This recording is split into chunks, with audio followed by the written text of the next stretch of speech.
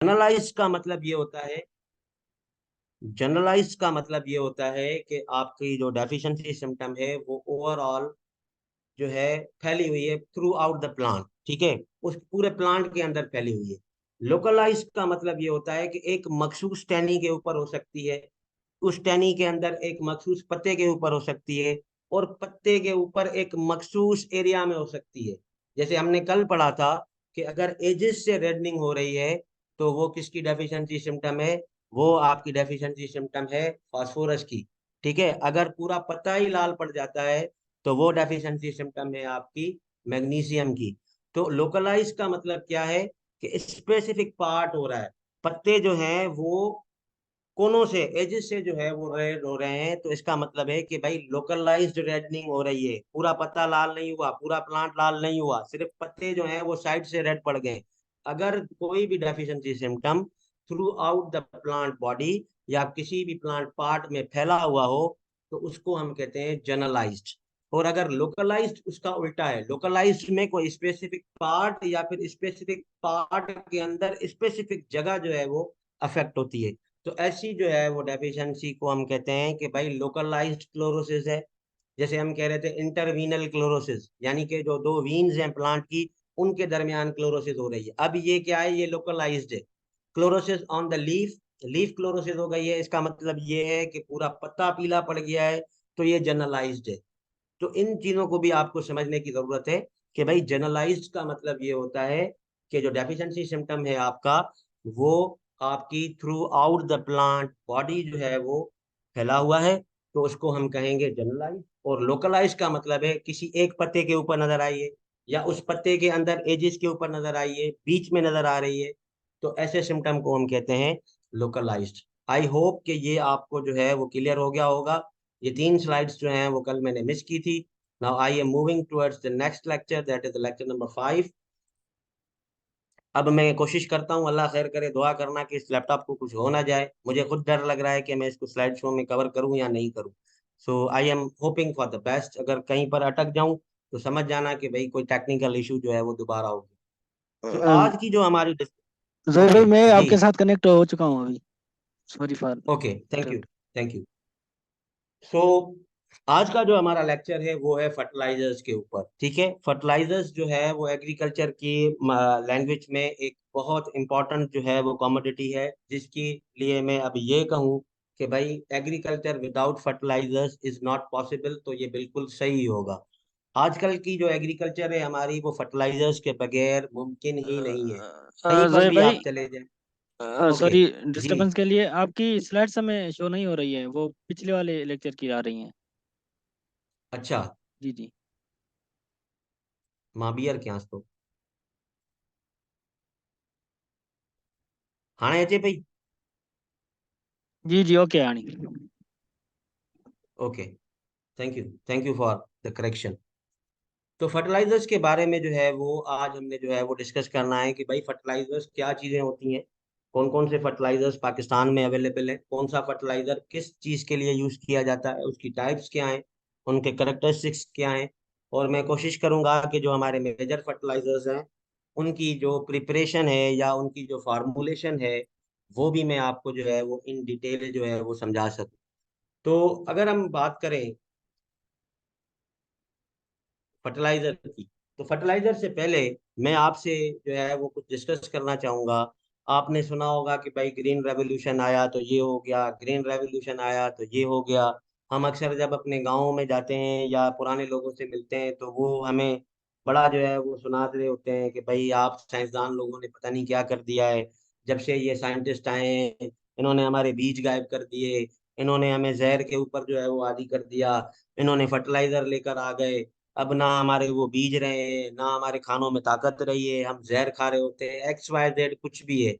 तो ये सारी की सारी जो बातें हैं इनके पीछे जो एक साइंटिफिक या हम कहें कि भाई एक तारीखी जो मामला है, जो आपको हिस्ट्री बताती है, वो है ग्रीन रेवोल्यूशन। ठीक है, तो ग्रीन रेवोल्यूशन है क्या? बहुत सारी जगहों पर इसके ऊपर जो है वो कमेंट्स होते हैं, बात होती है। ठीक है, फर्टिलाइजर्स पे मैं बाद में जाऊंगा, पहले मैं आपको ये समझाना चाहूंगा कि भाई ग्रीन रेवोल्यूशन था क्या, कहाँ से ये फर्टिलाइजर्स ऐसे तो नहीं आ गए, अल्लाह ताला ने आसमान से नाजिल नहीं किए ये। ठीक है, तो ग्रीन रेवोल्यूशन, ग्रीन का मतलब है हरा, ठीक है, या सरसब्ज, और रेवोल्यूशन का मतलब है इनकलाब, ठीक है। तो बहुत सारे इनकलाब आए हैं दुनिया के अंदर, बहुत सारी कौमों ने अपने हक लिए, मुल्क फतेह कर दिए हैं इनकलाब लेकर। तो एग्रीकल्चर के अंदर भी एक इनकलाब आया था, और उसको हम नाम देते हैं एग्रीकल्चर पॉइंट ऑफ व्यू से ग्रीन रेवोल्यूशन, ठीक है। तो पहले तो ये बात देखें कि भाई ग्रीन रेवोल्यूशन आया कब था, ठीक है। तो ग्रीन रेवोल्यूशन जो है वो 1940 से लेके 1960 की आखिरी जो है वो टाइम तक जो है वो स्पैन यानी कि घूम रहा था, कंटिन्यू रहा था। तो 20 साल जो है ये एक जो है वो फेज था, जिसके अंदर बहुत सारी एक्टिविटीज हुई थी एग्रीकल्चर ने, और जिन एक्टिविटीज ने एग्रीकल्चर का नक्शा ही बदल के रख दिया दुनिया के अंदर। तो इन 20 साल के अंदर जो भी एग्रीकल्चर की एक्टिविटीज हुई थी, उनको समराइज करके हम कहते हैं कि भाई this is known as the green revolution, ठीक है। इस ये है सरसब्ज इनकलाब। तो ये आया कब था? ये 1940 से पूरी दुनिया में फैलना शुरू हुआ था, और 1960 तक इसने पूरी दुनिया को अपने जो है वो कब्जे में ले लिया था। पाकिस्तान के अंदर ये जो है वो लेट 1950 में आया था, यानी कि 1950 से 1960 के दरमियान आया था, ठीक है। कुछ बुक्स कहती हैं कि भाई 1956 में हमने जो है वो ग्रीन रेवोल्यूशन को एक्सेप्ट किया था, कुछ कुछ बुक्स कहती हैं कि वो 1959 में किया था। तो आप एक कलेक्टिवली लिख लें कि भाई 50 से 60 के दरमियान, यानी कि 1950 टू 1960 के दरमियान जो है पाकिस्तान ने जो है वो ग्रीन रेवोल्यूशन को वेलकम किया था। और वो सारी प्रैक्टिसेस जो ग्रीन रेवोल्यूशन की तरफ से नाफिज की गई थी पूरी दुनिया के अंदर, वो पाकिस्तान ने भी जो है वो एक्सेप्ट की थी, और आहिस्ता आहिस्ता उसके ऊपर काम किया था, और वो आज तक जो है वो जारी वो सारी है। तो कोई भी इनकलाब हो, एक लीडर होता है जो इनकलाब लेकर आता है, जो शऊर पैदा करता है लोगों के अंदर, ठीक है। तो इसका भी जो है वो एक लीडर था जिसका नाम है डॉक्टर नॉर्मन बोरलॉग, ठीक है। So doctor Norman Borlaug was an American agronomist, ठीक है, ये एग्रोनॉमिस्ट था, और इसको हम कहते हैं father of the green revolution, ठीक है। ये अबा था, बाबा था, जैसे बाबा कौम है हमारे कायदे आजम साहब, ऐसे ही जो है वो ग्रीन रेवोल्यूशन का जो फादर था, या वो बंदा जिसने ग्रीन रेवोल्यूशन को फैलाया पूरी दुनिया के अंदर, या उसका कॉन्सेप्ट बताया, उनका नाम था डॉक्टर नॉर्मन बोरलॉग, ठीक है। इसकी प्रोनाउंसिएशन आप चेक कर लीजिएगा, ठीक है। ये क्वेश्चन आता है कभी कभी टेस्ट के अंदर कि भाई ग्रीन रेवोल्यूशन कब आया था दुनिया के अंदर, पाकिस्तान के अंदर कब आया था, कौन साइंटिस्ट था जो इसके पीछे जो है वो असल, जिसको जो है वो पेट में दर्द था जिसकी वजह से ये हुआ। तो ग्रीन रेवोल्यूशन ने किया क्या था? अब आपको पता चल गया कि भाई 1940 से 1960 के दरमियान में आया था। इसके पीछे जो माइंड था, मास्टर माइंड था, वो कौन था? वो डॉक्टर नॉर्मन बोरलॉग थे, जिसको हम वो पेशेवर पेशे के हिसाब से वो एग्रोनॉमिस्ट थे, यानी कि एग्रीकल्चरिस्ट ही थे, और इनका ताल्लुक अमेरिका से था, और इनको हम फादर ऑफ ग्रीन रेवोल्यूशन भी कहते हैं। अब ग्रीन रेवोल्यूशन ने किया क्या था? ग्रीन रेवोल्यूशन से पहले एग्रीकल्चर इतना प्रोडक्टिव नहीं था, ठीक है। हमारे पास गिने चुने जो है वो 4 से 5 फसल होते थे, जिसमें राइस हो गई, बाजरा हो गया, वीट हो गया, मेज हो गया, और कुछ और जो है वो सीरियल क्रॉप्स होती थी। और उनकी जो यील्ड थी वो भी इतनी कोई खातिर ख्वाह नहीं थी, ठीक है। तो ग्रीन रेवोल्यूशन ने जो उनका टारगेट था, या उनका जो एम था, जो मकसद था, वो यही था कि फ्यूचर में आने वाली जो जनरेशन है, क्योंकि इंसान दिन ब दिन बढ़ रहे थे, ठीक है। तो उनको पता था कि भाई जमीन तो यही रहनी है दुनिया के अंदर, हम चांद पे जा नहीं सकते, और जो पानी है वो बढ़ तो सकता है लेकिन कम नहीं हो सकता जमीन के ऊपर से, यानी कि जो समंदर हैं आपके, वो जितने भी हैं वो तकरीबन उतने ही रहेंगे। तो इन्हीं सहूलियात या इन्हीं रिसोर्सेज या इन्हीं ज़खायर के दरमियान रहकर हम कैसे एग्रीकल्चर की प्रोडक्शन को बढ़ाएं, ताकि हमें खाना बहुत ज़्यादा मिकदार में मिले, ताकि आने वाली नस्लों को फूड इनसिक्योरिटी यानी कि खाने की कमी का जो है वो सामना ना करना पड़े। तो ग्रीन रेवोल्यूशन के पीछे जो लॉजिक थी, वो लॉजिक ही ये थी कि भाई इनकलाब ले आओ, एग्रीकल्चर जिस तरीके से प्रैक्टिस किया जा रहा है उसको फुली तब्दील कर दो, उसके अंदर जितनी भी चीजें हैं उनको नया बना दो, ताकि आने वाली नस्लों के लिए खाने पीने का जो सामान है या अशिया हैं वो वाफिर मिकदार में मौजूद हो। आप देखें, अगर ये ग्रीन रेवोल्यूशन नहीं आता, हम आज भी जो है वो सेल्फ सफिशिएंट नहीं है। आज भी दुनिया के अंदर पता नहीं कितने मुल्क हैं जिनके पास खाने को कुछ है ही नहीं, वो दूसरों पे डिपेंडेंट है। तो अंदाजा लगाएं, you can thought about that कि if there was no green revolution, where would the humans can be in this phase of time. अगर ग्रीन रेवोल्यूशन नहीं आता तो आज का इंसान कहाँ होता। हम वही 10 से 12 मन जो है वो गंदम की एवरेज ले रहे होते, 8 से 9 मन जो है वो राइस की ले रहे होते। अब यहाँ पर 50 60 100 वाली वैरायटीज आ गई हैं जो 100 100 मन आपको जो है वो हेक्टर के ऊपर दे रही हैं। तब भी हमारे पास जो है वो खाना पूरा नहीं हो रहा, क्योंकि ह्यूमंस रिप्रोड्यूस कर रहे हैं। पॉपुलेशन आपकी दिन ब दिन बढ़ रही है, जमीनें आपकी वही हैं, आपको रहने के लिए घर चाहिए, तो सबसे पहले आप क्या करते हैं, आप जो है वो अपनी एग्रीकल्चरल लैंड को जो है वो तबाह बर्बाद कर रहे होते हैं, उन्हीं के ऊपर घर बन रहे हैं, उन्हीं के ऊपर सोसाइटीज बन रही है। तो इसी वजह से इन साइंटिस्टों को अल्लाह ताला ने इतनी अकल दी कि भाई इंसान जात की खिदमत करो। तो इसकी आने से हुआ ये था कि भाई प्रोडक्टिविटी जो क्रॉप की थी वो बढ़ गई थी। ठीक है, वो ऐसे नहीं बढ़ी थी, कुछ अडेप्टिव मेजर्स थे या कुछ जो है वो प्रैक्टिसेस थी या कुछ तौर तरीके थे जिनको अपनाने से क्या हुआ कि एग्रीकल्चर के जो फसल थे या जो प्रोडक्ट्स थी उनकी पैदावार में खातिर ख्वाह इजाफा नजर आया। तो क्या वो तौर तरीके अपनाए गए थे ग्रीन रेवोल्यूशन के बाद, उनको हम वन बाय वन जो है वो डिस्कस करेंगे। सबसे पहले तो इन्होंने ये किया कि भाई जितनी लैंड के ऊपर एग्रीकल्चर, पहले पहले तो लोग जो है वो जहालत के दौर में हुआ करते थे, उनको पता ही नहीं था कि भाई हम क्या कर रहे हैं, वो बस ऐसे ही थे, सीड फेंक दिया, ठीक है, बारिश हो गई तो हो गई, नहीं हुई तो अल्लाह अल्लाह जो है वो खैर सल्ला हो गई, भाई चलो कोई मसला नहीं है। उतना उनके पास खाना होता था। लेकिन जैसे जैसे लोग बढ़ने लगे, हमें एरिया अंडर फार्मिंग बढ़ाना जरूरी जो है वो लगा। तो इन लोगों ने ग्रीन रेवोल्यूशन के आने के बाद क्या हुआ कि जितनी जमीन दुनिया के ऊपर मौजूद थी उसको एग्रीकल्चर के इस्तेमाल में जो है वो ज्यादा लेना जो है वो शुरू कर दिया गया। यानी कि फार्मिंग के अंडर जो एरिया आता है आपका, वो उन्होंने जो है वो सबसे पहले बढ़ाया, लोगों में अवेयरनेस प्रोड्यूस की कि भाई ये जमीन आपने खाली क्यों छोड़ी हुई है, आप इसके ऊपर फसलें लगाएं। आज आपको जरूरत नहीं है लेकिन कल आपको जरूरत पड़ सकती है, तो खुदारा इसको जो है वो फार्मिंग की तरफ लेकर आए। दूसरी जो बात उन्होंने की थी वो डबल क्रॉपिंग को इंट्रोड्यूस कराया। पहले ये होता था कि साल में एक फसल होती थी, ठीक है, ग्रीन रेवोल्यूशन से पहले ये होता था कि साल में एक फसल होती, फिर वो गंदम हो या राइस हो। कुछ मुल्क ऐसे थे जो सिर्फ गंदम उगाते थे, कुछ लोग मुल्क ऐसे थे जो सिर्फ राइस उगाते थे, कुछ कोई और उठाते थे। तो ग्रीन रेवोल्यूशन के जो माई बाप थे या उनके जो फोर फादर्स थे या साइंटिस्ट थे, उन्होंने लोगों के अंदर डबल क्रॉपिंग का कॉन्सेप्ट जो है वो इंट्रोड्यूस कराया कि भाई आप एक साल के अंदर दो फसल लगा सकते हो। और आज भी हम देखें यही कर रहे होते हैं, हमारे पास दो फसलें चलती हैं। हम कॉटन निकालेंगे तो अब वीट लगाएंगे, वीट जब हार्वेस्ट होगी तो फिर हम जो है वो छोटा सा फेस छोड़ते हैं, फिर हम जो है वो कॉटन लगाते हैं। तो डबल क्रॉपिंग यानी कि एक साल में दो फसल जो है वो लगाना और उनकी पैदावार हासिल करने का भी जो कॉन्सेप्ट है वो ग्रीन रेवोल्यूशन से आया था। हम डबल क्रॉपिंग आज भी कर रहे हैं, लेकिन फिर भी हमें जो है वो खाने के जो है वो डेफिशिएंसीज जो है वो दिख रही हैं। तो ये देखें उस वक्त के लोगों का जो आइडिया था वो बहुत जो है वो प्रोमिनेंट आइडिया था, और डबल क्रॉपिंग भी उन लोगों ने जो है वो इंट्रोड्यूस करवाई थी।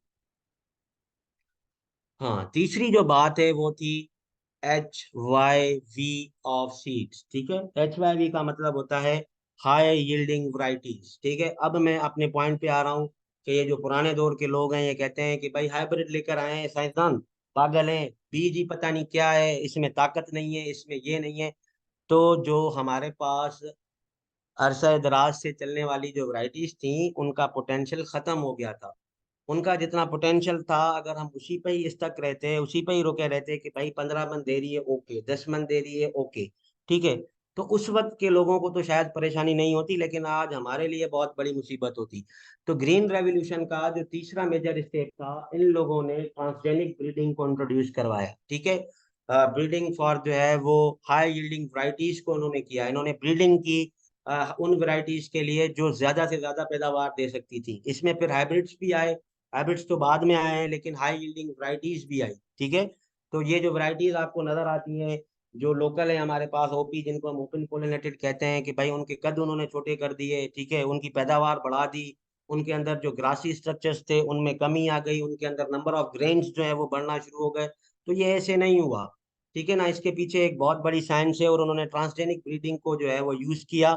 और उसके बाद उन्होंने जो है वो सीड्स जो भी थे उनको हाई यील्डिंग वराइटीज में जो है वो डेवलप कर दिया ताकि लोगों को ज्यादा से ज्यादा पैदावार मिले और आने वाली नस्लों के लिए खाने की कमी का जो है वो सामना ना करना पड़े। चौथा, highly increased use of inorganic fertilisers and pesticides. ये तभी मैं आपको ये पढ़ा रहा हूँ कि भाई पहले क्या होता था कि लोग फर्टिलाइजर यूज नहीं करते थे।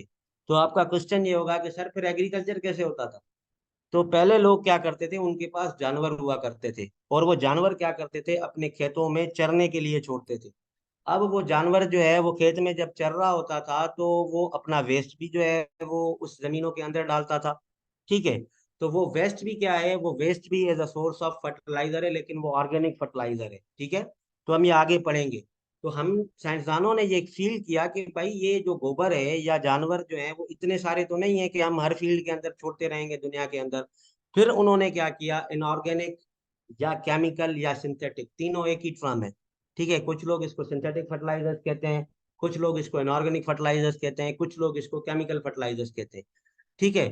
तो ये जो केमिकल फर्टिलाइजर्स थे उनका भी इस्तेमाल बढ़ गया। ठीक है। क्योंकि जब वैरायटीज हाई यील्डिंग है, एक बंदा बहुत ज्यादा काम कर सकता है तो वो खाना भी बहुत ज्यादा खाएगा। एक मजदूर की खुराक या एक बंदा जो 7 से 8 घंटे लगातार काम करता है, आप अगर उसकी खुराक देखेंगे और आप एक नॉर्मल बंदे की खुराक देखेंगे तो उसमें बहुत बड़ा फर्क होता है। उसका रीजन ही यही है कि उसको एनर्जी चाहिए। तो same is the case with the high yielding varieties. Fertiliser इसीलिए ही इंट्रोड्यूस करवाए गए थे क्योंकि हाई यील्डिंग वैरायटीज को बहुत ज्यादा मिकदार में न्यूट्रिएंट्स चाहिए, तब जाके वो अपना ग्रोथ एंड रिप्रोडक्टिव जो फेज है उसको पूरा कर जाएंगे। तो हाई यील्डिंग वैरायटीज तो इंट्रोड्यूस की इन्होंने, लेकिन इनको ये भी पता था कि भाई जमीन में जो अवेलेबल रिसोर्सेज हैं न्यूट्रिएंट्स के वो इनके लिए काफी नहीं है। इसीलिए हमें इनको सिंथेटिकली जो है वो मैन मेड तरीके से जो है वो फर्टिलाइजर्स देना जो है वो स्टार्ट करने पड़ेंगे। तो इन्होंने फिर क्या किया कि भाई लोगों में अवेयरनेस प्रोड्यूस की कि भाई फर्टिलाइजर है। पहले इन्होंने लोगों को मुफ्त में देना शुरू किया था। पाकिस्तान के अंदर भी जब यूरिया पहली मरतबा आया था तो इन लोगों ने लोगों को मुफ्त में दिया कि भाई ये ले लो, ले लो, ये बड़ी अच्छी चीज है, फसल में लगाओगे आपकी फसल जानदार हो जाएगी, शानदार हो जाएगी। तो उसके बाद क्या हो गया कि लोगों को पता चल गया कि भाई ये तो बड़े कमाल की चीज है। हम फजूल में जो है वो इतने ट्रकों के ट्रक लगा देते हैं तब भी हमारी पैदावार नहीं होती, ये 2 से 3 बैग डाल देते हैं 1 एकड़ के अंदर, ये तो बड़ी पैदावार दे रहा है। तो फिर लोगों के अंदर ये शऊर पैदा हुआ कि नहीं भाई हमने जो है वो इनऑर्गेनिक फर्टिलाइजर्स भी जो है वो यूज करने हैं। ना सिर्फ ये फर्टिलाइजर्स लेकर आए थे लेकिन उन्होंने पेस्टिसाइड्स को भी इंट्रोड्यूस किया। अब देखें, वैरायटीज आपकी नहीं आ गई तो उनके ऊपर पेस्ट जो अटैक करेंगे वो भी जाहिर सी बात है नहीं आ गए। तो जब वैरायटीज नहीं आ गई, आपकी क्रॉप्स के अंदर एक रेवोल्यूशन आ गया तो पेस्ट भी बहुत ज्यादा हो गए। तो अगर ये पेस्टिसाइड और फर्टिलाइजर इंट्रोड्यूस नहीं करवाते ग्रीन रेवोल्यूशन में साइंटिस्ट, तो क्या होता, ये आपकी हाई यील्डिंग वैरायटीज कभी परफॉर्म ही नहीं करती। तो मैं आपको ये सिर्फ बता रहा हूँ कि हम जब मैं खुद जब फील्ड में जाता हूँ तो लोग हमें यही कहते हैं कि साईं तव्हां जेको आहे जुल्म करे छॾियो आहे, अलाए छा पिया कयूं साइंसदान, रोज नई दवा पिया कढो, नओं भाण पिया कढो, असांखे चरियो करे छॾियो था। तो भाई हम किसी का नुकसान, दिस इज अ रियलिटी कि इसके पीछे बिजनेस इन्वॉल्व है। मैं इस बात पे बात नहीं करना चाहता। ठीक है। अगर किसी को चाहिए वो नॉलेज तो वो पर्सनली मुझे फोन कर सकता है, मैं उसको पूरी हिस्ट्री बता दूंगा कि ये किस तरीके से जो है वो चीजों को जो है वो पाके पूरी दुनिया के अंदर कोई एक जो है वो आ, पार्टी है जो कंट्रोल कर रही है। लेकिन हम अभी पढ़ने के मूड में हैं तो हम पढ़ाई की बात करते हैं कि भाई यही वजह थी कि फर्टिलाइजर्स भी इंट्रोड्यूस करवाए गए दुनिया में। क्योंकि अगर हाई यील्डिंग वैरायटीज की न्यूट्रिशनल रिक्वायरमेंट्स पूरी नहीं होंगी तो वो आपको पैदावार कैसे देगा? एक काम करने वाले बंदे की जरूरत 3 रोटी है एक वक्त पर, आप उसको एक रोटी खिलाओगे तो 10 या 15 मिनट के बाद फिर बैठ जाएगा, फिर बोलेगा खाना दो। तो ये ऐसे नहीं हो सकता। तो यही वजह है कि भाई फर्टिलाइजर्स इंट्रोड्यूस हुए। इससे पहले ग्रीन रेवोल्यूशन से पहले दुनिया में कोई फर्टिलाइजर यानी कि सिंथेटिक फर्टिलाइजर नहीं था। ठीक है। हिस्ट्री भी यही कहती है कि लोग जो है वो जानवरों का गोबर या वेस्ट मटेरियल को एज अ फर्टिलाइजर यूज करते थे। वो उन लोगों ने ये देखा था कि जिन फील्ड्स के अंदर एनिमल्स जाते हैं ग्रेजिंग के लिए, या जिन इवन ह्यूमंस, क्योंकि वॉशरूम्स का कॉन्सेप्ट नहीं था उस टाइम। ठीक है। तो ह्यूमंस भी क्या करते थे, ह्यूमंस भी जो है वो अपनी जो वेस्ट है वो, या जो है वो अपना जो वेस्ट मटेरियल है वो एक्सक्रीशन के लिए फील्ड्स का जो है वो रुख करते थे। ये आपको अगर शर्म आ रही है तो this is all up to you, लेकिन ये हकीकत है।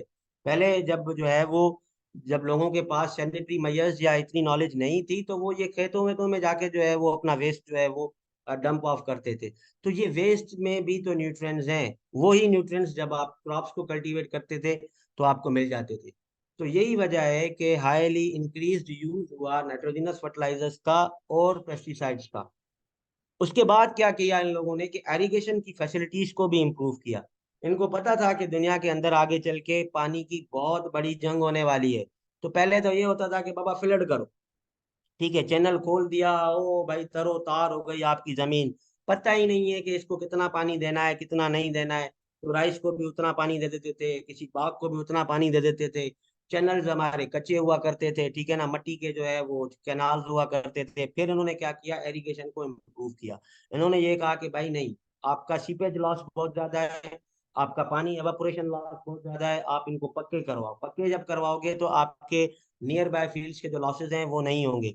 उसके साथ साथ इन्होंने मॉडर्न एग्रीकल्चर स्कीम्स को निकाला कि भाई आप जो है वो फरो इरिगेशन करो, ठीक है। ड्रिप भी ये इन्हीं की जो है वो इजाद है, लेकिन अब जो है वो हो गई है। तो अब देखिए इन्होंने एग्रीकल्चर के हर कंपोनेंट को पकड़ा है, ठीक है। ऐसे नहीं है कि इन्होंने सिर्फ फर्टिलाइजर दे दिया आपको, ठीक है, आपको कहा कि भाई पेस्टिसाइड और फर्टिलाइजर इस्तेमाल कर, नहीं भाई, आपको हाई यील्डिंग वैरायटीज भी तो दी हैं। अगर वो नहीं देते तो आज आपको 10 मन 15 मन मिलते। उसके साथ साथ इन्होंने उसकी न्यूट्रिशनल रिक्वायरमेंट्स और पेस्ट का जो अटैक था उसको मद्देनजर रखे हुए इन लोगों ने आपको फिर उसके साथ साथ जो भी चीजें इनको नजर आई वो उन्होंने दी।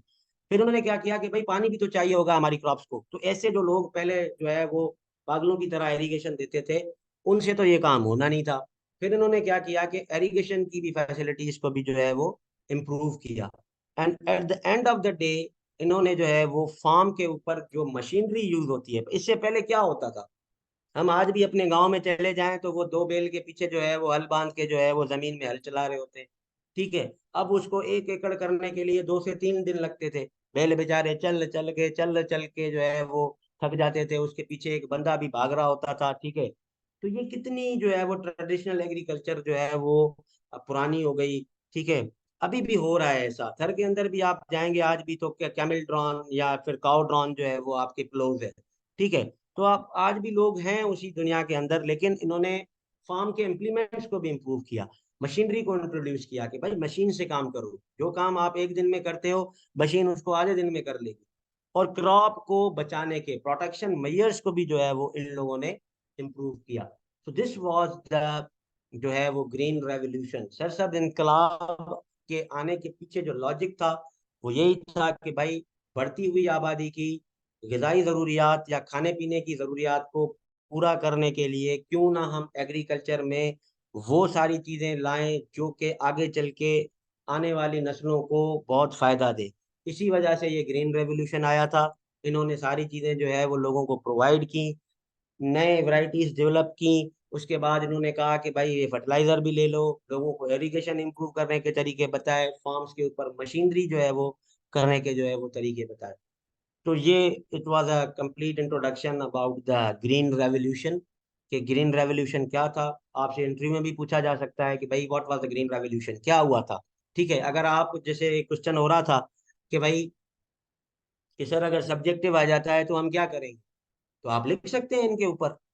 अब तो आपके ऊपर है, मैंने इतनी सारी बातें आपको जो है वो बता दी। देखने में देखें पीपीटी के अंदर ये एक स्लाइड के ऊपर मैं इतनी चीजें रख सकता हूँ। This is the basic rule of जो है वो पावर पॉइंट प्रेजेंटेशन। इसमें बोलना बहुत ज्यादा पड़ता है और आपको सुनना बड़ी कंसंट्रेशन से पड़ेगा।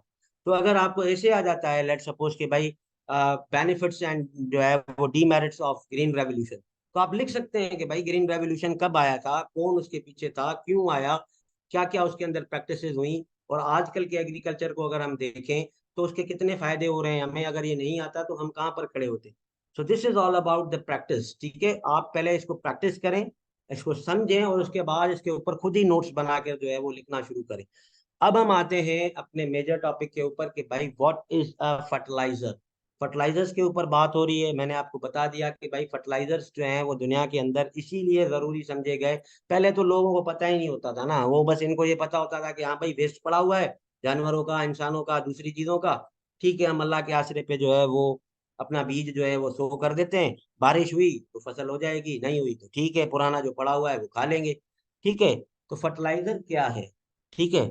फर्टिलाइजर इज अ नेचुरल और सिंथेटिक सब्सटेंस, ठीक है। अब यहाँ पर कंसंट्रेशन से आपको समझना पड़ेगा कि ये कुदरती चीज भी है और सिंथेटिक भी है। यानी सिंथेटिक का मतलब है जो इंसान खुद से बनाए, ठीक है, जो इंडस्ट्री में किसी केमिकल्स के जरिए बनाई जाए वो सिंथेटिक है। और जो कुदरत की तरफ से आपको मिली हुई हो वो कहलाती है नेचुरल। ठीक है। तो फर्टिलाइजर क्या है? फर्टिलाइजर इज अ नेचुरल और सिंथेटिक सब्सटेंस, ठीक है, that is use to apply plants nutrients. ठीक है।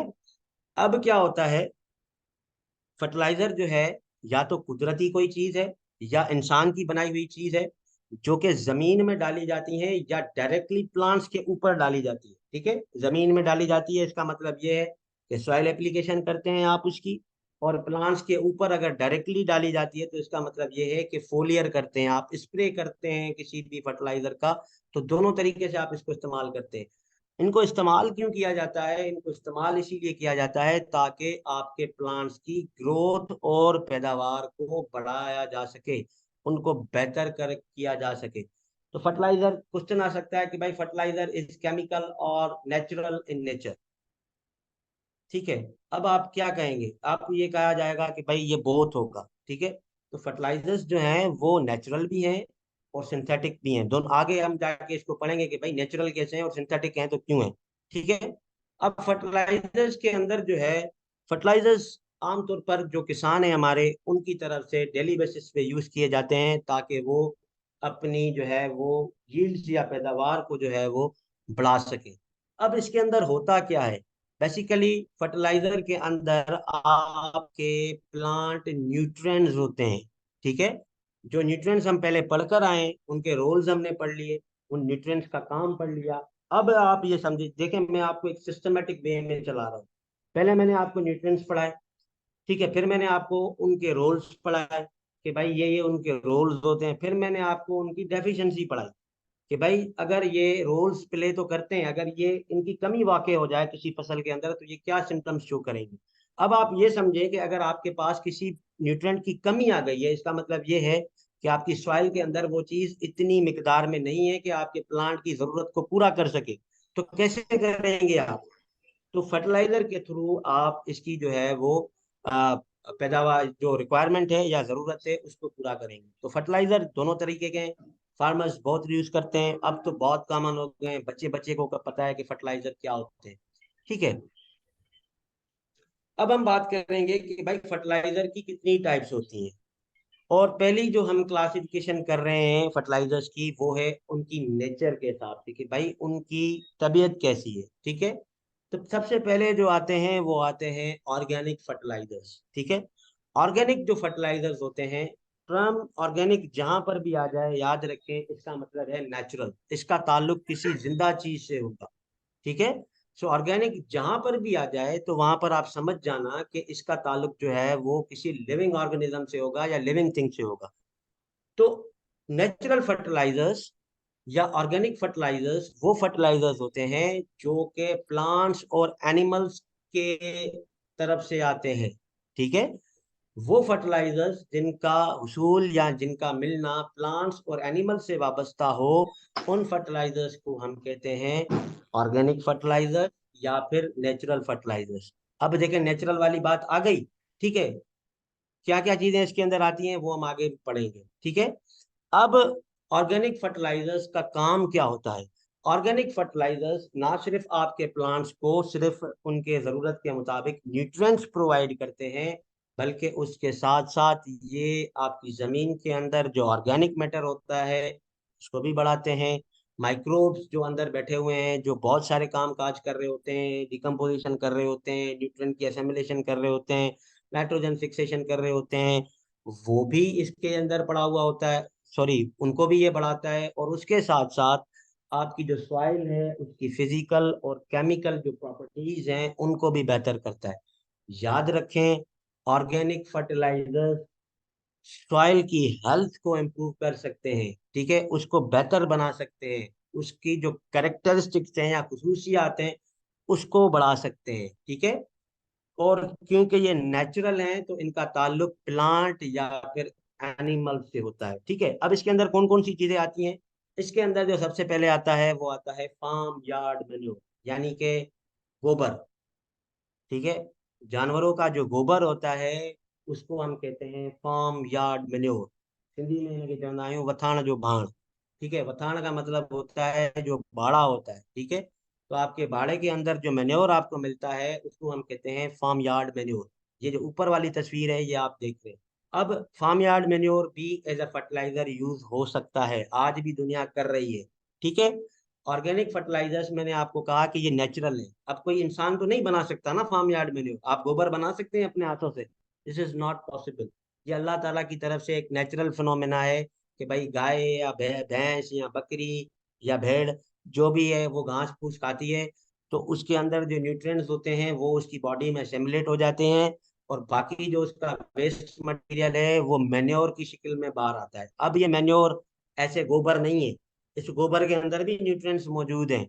जब आप इस गोबर को अपनी जमीनों के अंदर अप्लाई करते हैं तो ये भी क्या करता है, आपके सॉइल के अंदर कुछ अमाउंट में न्यूट्रिएंट्स प्रोवाइड करता है। अब आपका क्वेश्चन ये होगा कि सर फिर जब ये हमारे पास नेचुरल चीजें हैं तो हम फर्टिलाइजर्स के पीछे क्यों भाग रहे हैं? तो इसके आंसर मैं आपको खुद ही बता देता हूँ पहले ही, कि भाई इनके अंदर न्यूट्रिएंट्स की जो परसेंटेज है वो कम होती है।